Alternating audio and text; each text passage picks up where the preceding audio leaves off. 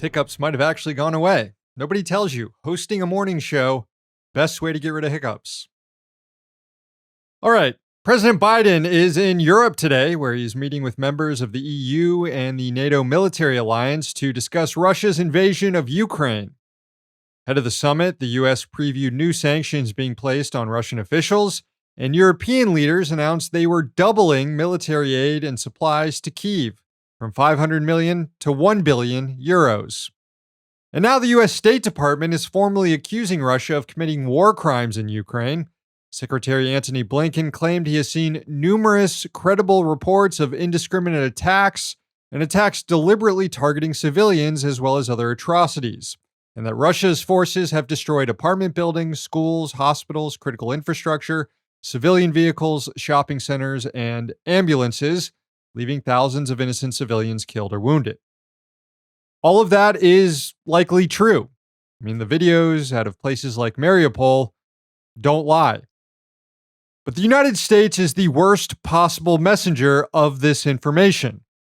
And given that neither the US nor Russia even recognizes the authority of the International Criminal Court, this is less about holding Vladimir Putin and Russian commanders accountable for war crimes and more about messaging. Purpose is to convince people that unlike conflicts fought by the US and allies, which are sanitized and targeted, the Russians are fighting a dirty war. The West doesn't commit war crimes when it fights. That's only a thing the Russians do, and the world should be horrified. But the truth is, this is just what war looks like. There's nothing unique about the devastation happening in Ukraine. The U.S. has played either a direct role or a supportive role in similar destruction in places like Iraq, Afghanistan, Serbia, Yemen, Sudan, Syria, and Palestine, and that's just in the last few decades.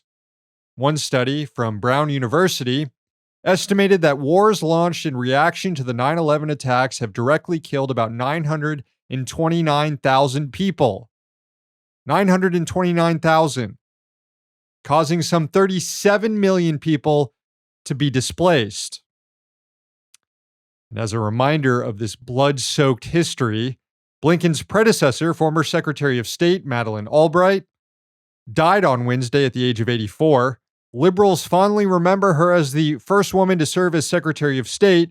People with a conscience, however, will remember her for advancing a sanctions policy in Iraq in the 1990s that resulted in hundreds of thousands of kids dying. Here she was in 1996, telling 60 Minutes it was all worth it. We have heard that 500,000 children have died. I mean, that's more children than died in Hiroshima. And you know, is the price worth it? I think this is a very hard choice, but we think the price is worth it. Hard to glorify someone like that while getting worked up over Putin's killings. Meanwhile, as Blinken accuses Russia of committing war crimes, the U.S. government's theft of Afghan public funds appears to be producing a staggering death toll.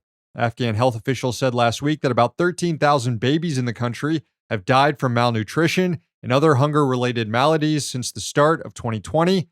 That means an Afghan baby will likely die in the time it takes you to count to 10. The statistic was flagged last week by Human Rights Watch, whose report quoted one humanitarian official saying, quote, "Children in the provinces, they are only skin on bones now, and I'm afraid this is only going to get worse."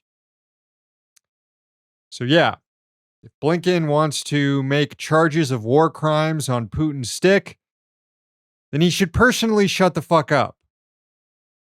Now, of course, none of this justifies Russia's gruesome, reckless, and immoral invasion and its persistent attacks on civilian areas. But it's important to put it in the context of a so-called rules-based order that has allowed for death and destruction many times above what we're seeing in Ukraine today. I mean, just Google Fallujah. It would be a welcome shift in world policy to actually hold leaders of big nations accountable for their war crimes. Putin should be in The Hague, but so too should a bunch of other U.S. presidents. And the charge of war crimes is merely used as a tool to advance the United States' own war propaganda, then it's all a sham. Let's talk about war crimes, more talk about how to end this wretched war, please. Finally, one quick note, Julian Assange and Stella Morris were married in a ceremony inside London's Belmarsh prison on Wednesday. They've been together since 2015, and the couple has 2 kids. Prison authorities prevented guests from attending the wedding. They also blocked journalists from attending, even in a private capacity. Morris was forced to hold the cake-cutting ceremony outside the prison. She said she was both very happy to be able to marry Assange, but sad that he cannot be with her.